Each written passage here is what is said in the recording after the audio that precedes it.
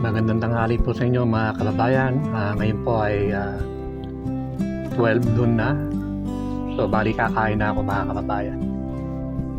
So naiba po ang episode na ito gawa ng yung aking pananghalian. So bali binidyo ko rin. At yung pag-uusapan po natin ng mga sari-saring mga nangyayari sa kapaligiran. Pero before that, naway na sa mabuti pa kayong kalagayan sa mamparte ng ating bansa at mundo. Naway ingatan po tayo lahat sa lahat po ng mga delubyo, lindol mga kababayan. Parang tingin ko mga kababayan ay he's coming soon. Malapit na. Dahil yan po ang senyales ng pagparito niya mga kababayan. So naway, ingatan po tayo ng ating Panginoon Diyos at iligtas sa lahat po ng mga panahon mga kababayan. So kain po tayo. So bali ang ulam ko po mga kababayan, ito po. Halaan na binanlihan ko lang to ng mainit na tubig. At ito po mga kababayan, inabili kong sapsap. At saka yung natira ko kahapon na talaba. So inumpisahan ko na po yan kanina. Bali appetizer. So, mamaya ubusin ko rin. Yan. Kain tayo.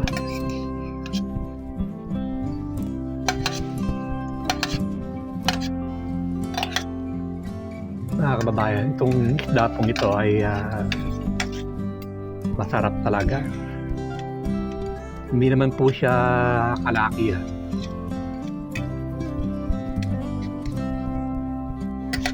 Pero masarap po siyang ipangat.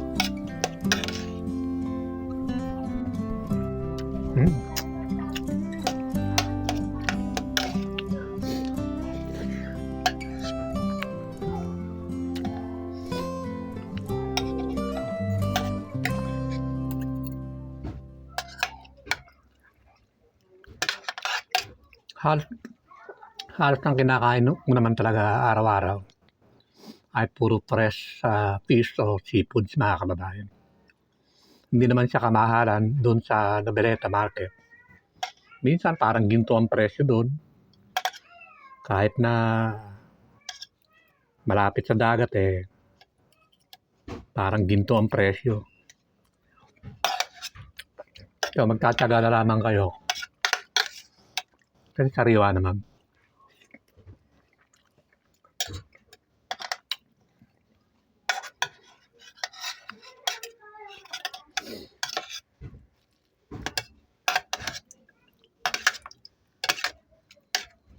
Iba talaga ang lasa ng talakitok mga kababayan. Itong talakitok pong ito ay maliliit parang kasi laki ng sapsap.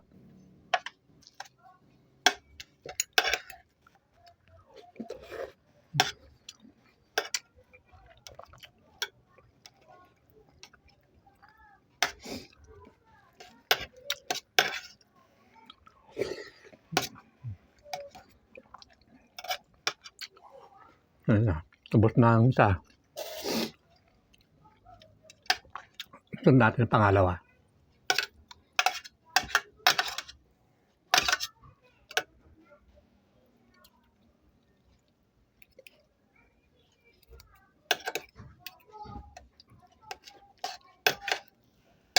Karamihang luto ng ginagawa ko sa halaan mga kababayan. Tignan nyo, lalaki. Siguro mga walang 2 inches ang diameter nito Sex? Nakain ka na? Ano ulam mo? Kain. Kumain na ako doon. Naku, Diyos ko po, talaba ka na naman. Nagbablog ako. Nag-vlog ka? Naka-record ka. Kaya kain tayo. Sige, kumain na kami. Sino kasama mo? Si Kati nga, gumugas ng plato. Eh, Pupuntahin dito niya. kailangan ko rin siya mamaya. Dapat tagahugas. Yun nga, oo. Nahirapan na rin ako eh. Ay, ano, okay na pa mo? Nain mo ko gamot. Ay, ano ba sasabihin ko? Makikita mo. Sandali lang, mga kababayan. Pause muna. Mamaya na. Oo, yan. Tuloy po natin, mga kababayan. Minsan kasi nai-stress ako dun sa mga hindi nagbabayad ng Maynila dun sa apartment, mga kababayan. Delayed na kung magbayad. Kaya, ayun, nag-reflect sa Maynila yung billing na hindi nabilang yung binayad ng nakaraan kasi nga very late na.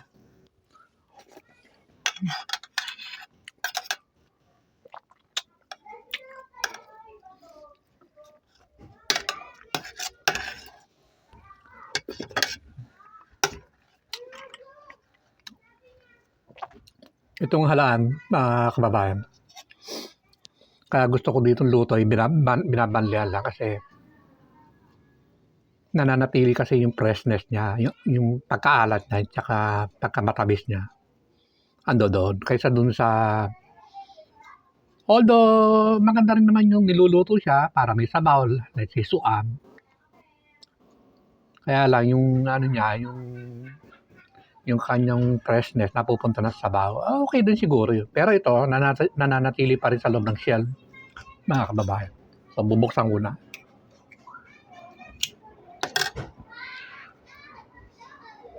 Ayan o. Tumutulo pa ang sabaw. Oh.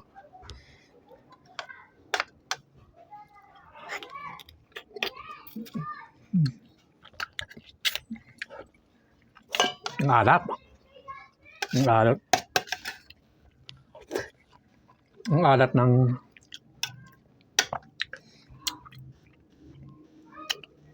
talagang magaling talaga ang Diyos, mga kababayan.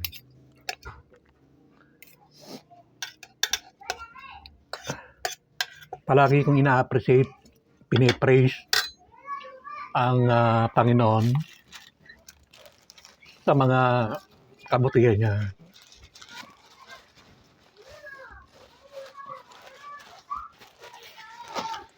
Kahit ngayong taong, mga kababayan, pagmasdan ninyo yung kanyang shell, pag binuksan nyo, at nasikatan siya ng araw, makikita nyo din yung parang rainbow. Walang niman doon sa CD, DVD, kapag natapatan po siya ng ilaw, ay makikita nyo yung more than 7 colors ng ating liwanag. So, pinupuri ko doon ng Panginoon palagi. Ang galing ng Diyos.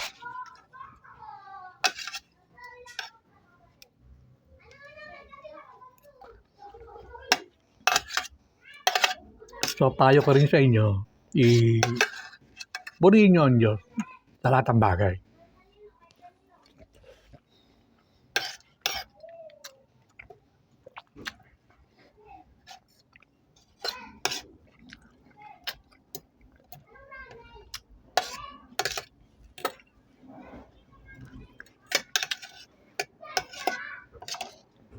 Nakakatatlo na ako.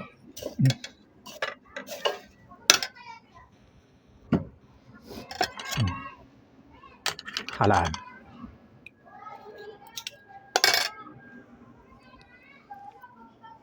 Minsan inaamoy ko eh.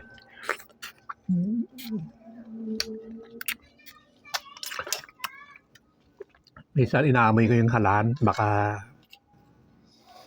may sira o bulok. Minsan nangyari na rin sa akin yun. Buti na lang, hindi ko nalulunok. Kaya nga ang galing talaga ng Diyos eh.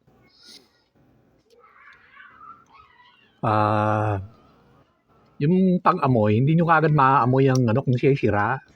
Pag siya'y tinikman nyo na, mga kababayan, doon talagang iluluwa nyo talaga. At siguradong iinom kayo ng tubig.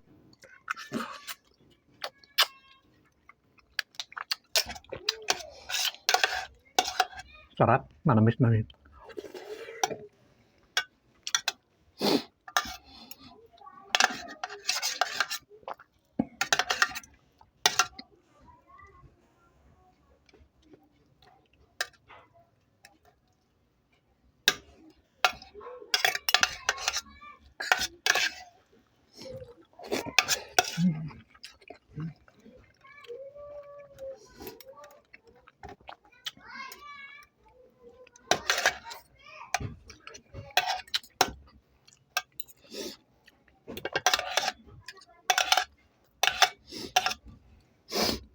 Maiba naman tayo mga kababayan tungkol sa mga nangyayari sa kapaligiran.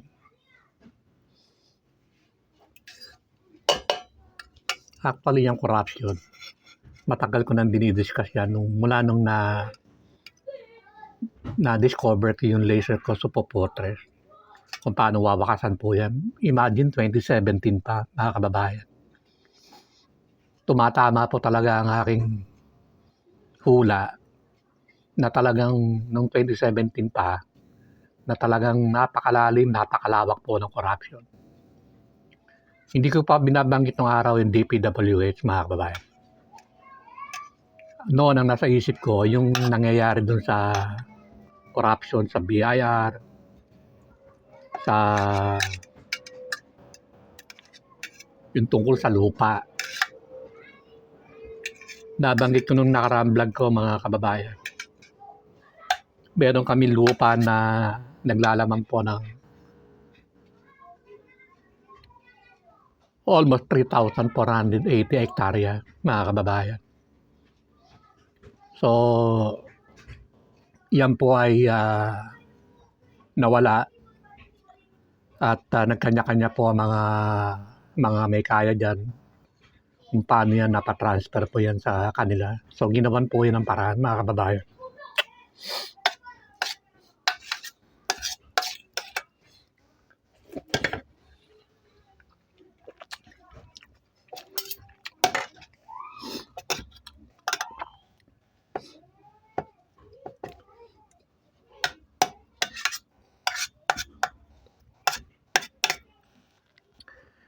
Tingin ko, nung hindi pa nagigising ang pamilya,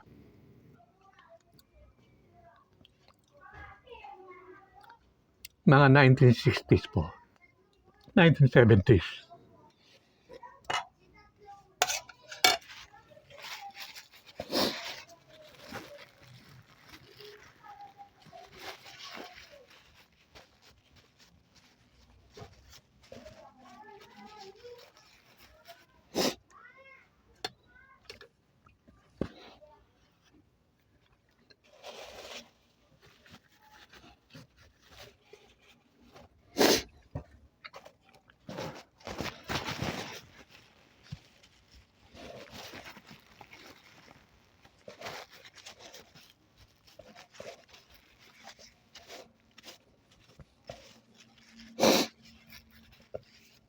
Pasensya na, mga kababayan. Emotional ako. Ginawan po ng paraan para yung lupang yan ay mapat sa kanila. Hindi na po sila nagtira.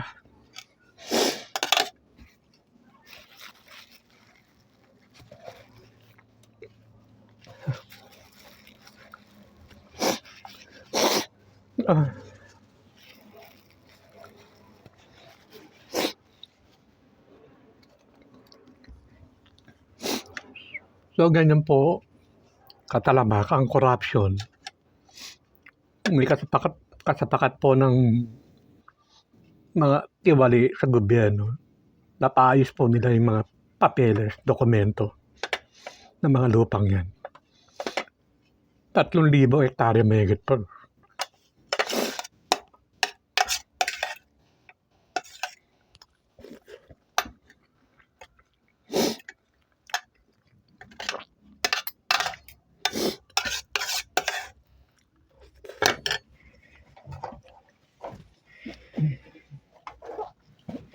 Kukuha ako ng kabaw.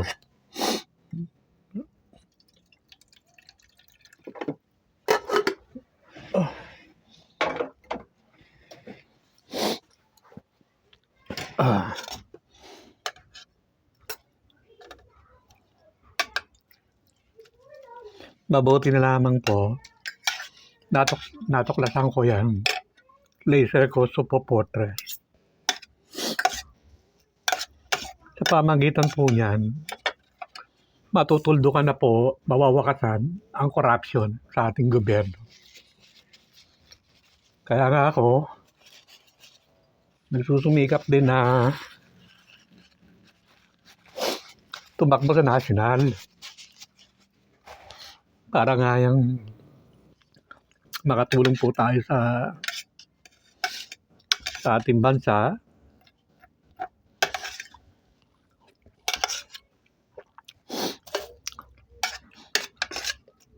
At sa ating mamayan, mga kababayan. Pasensya na po mga kababayan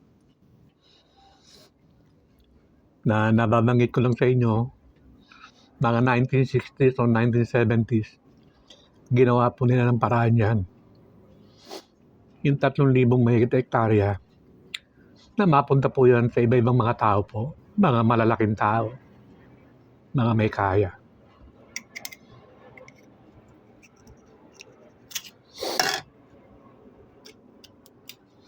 Meron po tayong dokumento ng pagmamayari, mga kababayan.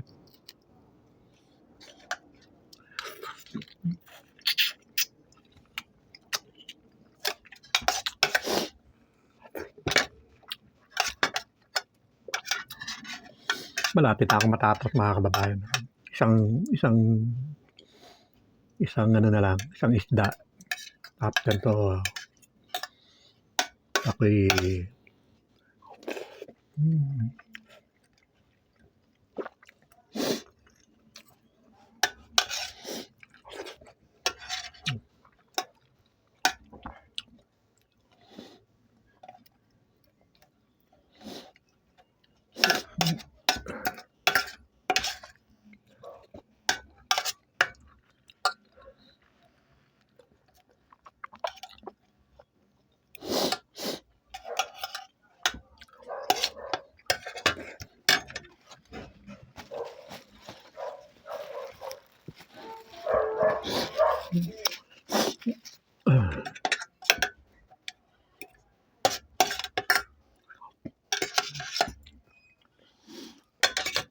I think sa dalawa, tatlo, para nakalimang piraso po ako ng isda, mga kababayan. Marami naman yung kanin ko. So, dito muna sa halaan.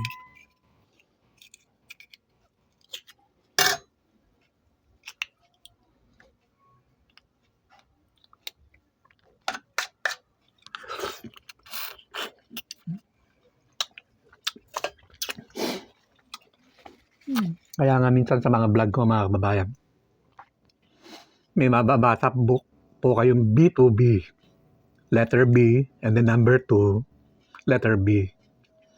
Hindi po back to back ang ibig sabihin po nun, mga kababayan.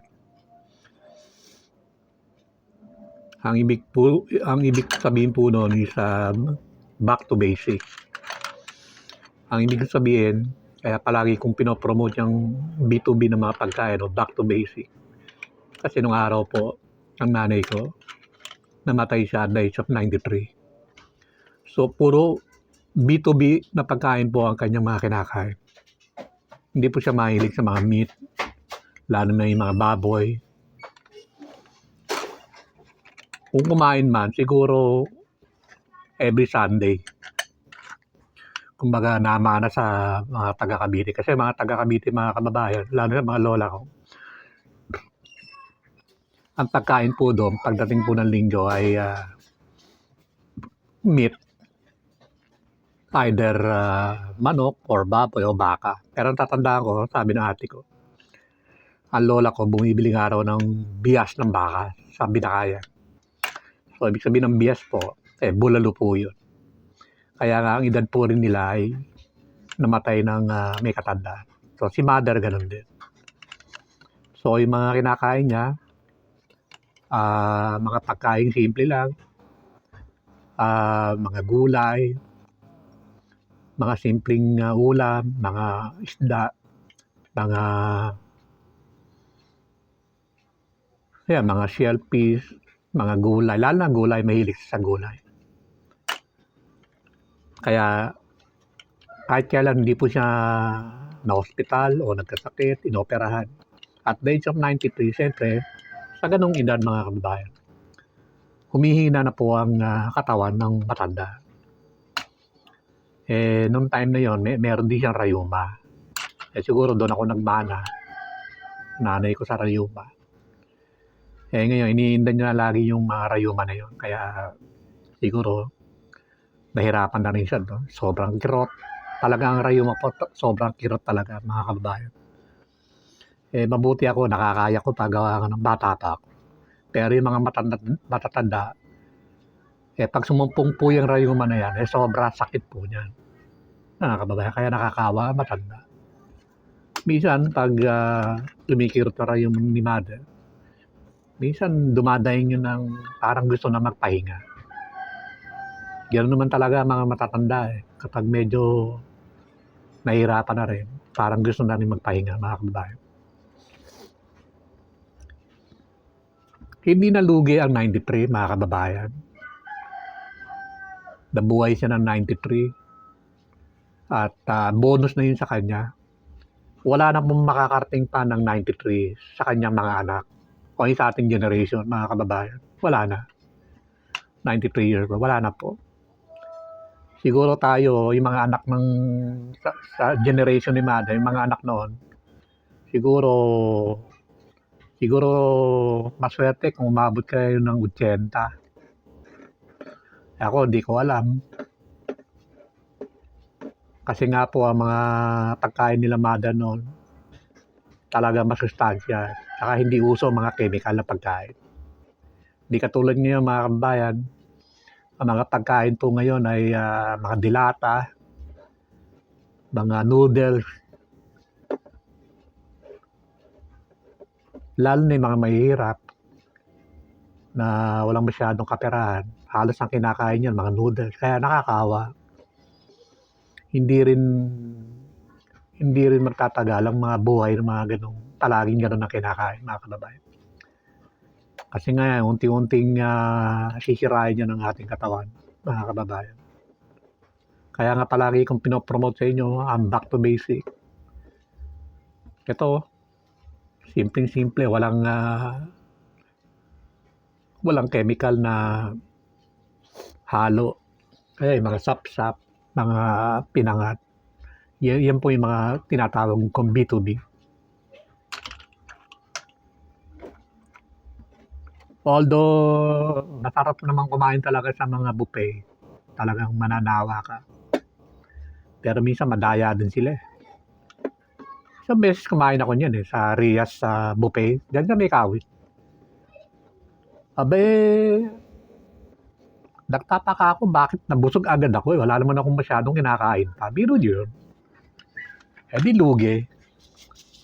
Although mura lang naman dito sa amin sa Rias sa mga 400 plus ang kanyang buffet. Ngayon kung kayo senior citizen, mayiging 304 yata yung buffet nila. Okay naman. Kaya lang, tataka talaga ako, madali kayong mananawa. Kaya nangyari doon ang nangyari doon yung pakwan ng pinuntirya ko Talagang katakot-takot na pakwan yung aking sinunggaban. Doon ako nabusog. Pakwan.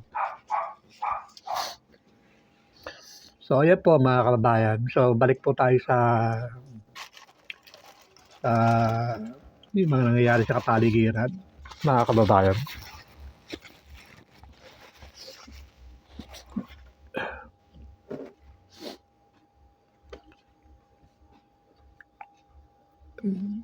Napakarami pong crimes and corruption na tutuldukan po ng Leisure Coast of Fortress. Binilang ko po yan kasi po yan nakasaad yan sa written documents ko na naisubmit po yan sa National Library of the Philippines or National Archives on February 17,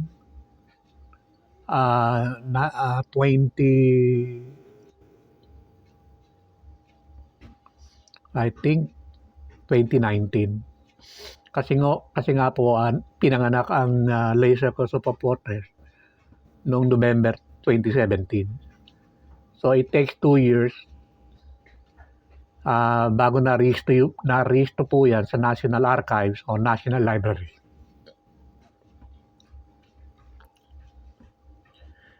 Kaya kung nagsasalita po ako ng mga solusyon dun sa mga vlog ko, Yun po ay suportado po ng dokumento.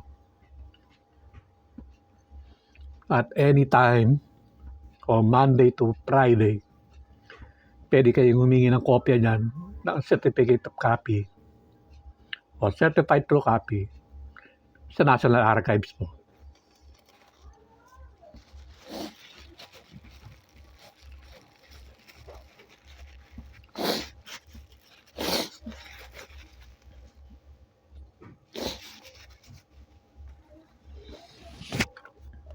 Tatandaan niyo po, yung laser custom po portrait, marami pong pinagbasihan po dyan, lalo na po yung inspirational word of God, where God can see everything. For the love of money is the root of all evil things. The life of Joseph, nung nagustuhan po ng paraon ng kanyang panukala, 7 years na magkakaroon ng tagutom, plenty muna, 7 years of plenty and then 7 years of famine. So nagustuhan po yun ng hari. So kasama rin po yun sa inspirational word from God. Kaya nagawa po ang laser custom portrait. And then later, magkakaroon po tayo ng peace very soon. So isa rin po yun, mga kababayan.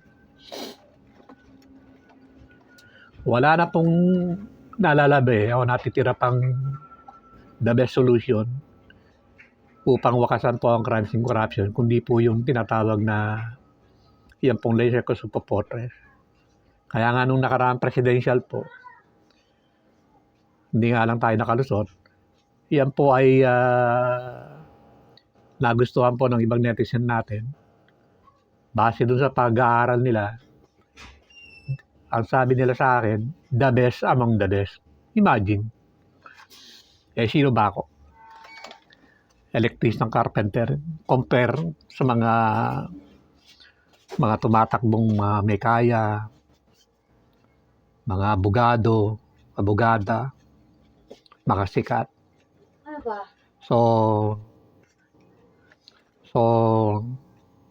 So sabi ng mga netizen po is, yung aking platform of government is the best among the best. Timing po mga kababayan, sana sa 2028, mapagbigyan na po tayo ng COMELEC. Talagang kung hindi po ipatutupad po yung laser custom portrait, mga kababayan, crimes and corruption will never end and will continue forever. Kasi nga po, kailangan mapaltan po ang mga batas na pawang nangungusap lamang at nagsasalita. Ang sabi po ng batas, maaaring hindi nyo alam, kinakausap po tayo ng batas. Ang sabi, huwag kayong mangungurap, huwag kayong magnanakaw, huwag kayong mag-scam, huwag kayong magtatago ng mga hidden agenda, na illegal business, illegal transaction o illegal drug. Mga 52 plus po yan na crimes and corruption. So, sinasabihan po tayo ng mga batas. Ang problema lang po, hindi po siya nakakakita. Kaya nga malalakas ang mga loob ng mga tao na lumabag sa mga batas. Ang katwiran, katulad ng legal drugs, total, hindi naman ako nakikita during transaction. Pagbili ko, pagbebenta ko. Malibala kung matiyempo ang akin ng during the bypass na nahuli kayo.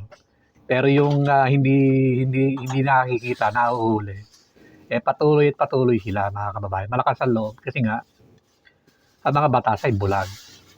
So, kaya patuloy po sila sa paggawa mo ng ganyang mga bagay. Ganun din po ang corruption. Kaya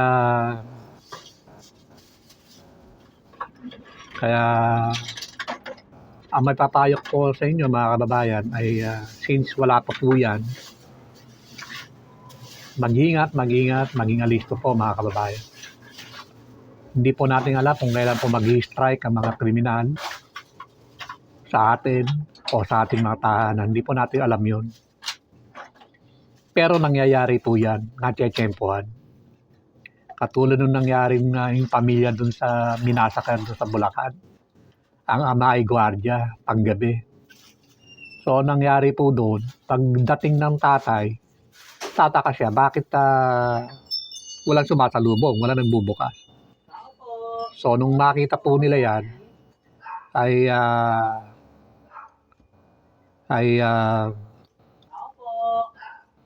nung makita po nila yan ay patay na yung kanyang mga mahal sa buhay.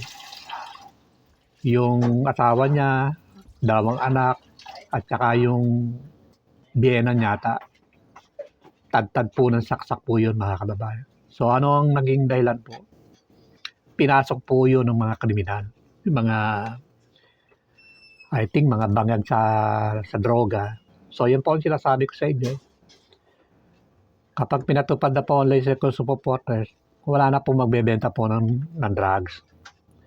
Kaya nga titino po ang ating bansa, ating mamamayan. Hindi na po sila gagamit po ng droga, mga kababayan. Kaya kung walang droga, walang krimen, mga kababayan. At saka isa pa, during laser supporters, makikita po sila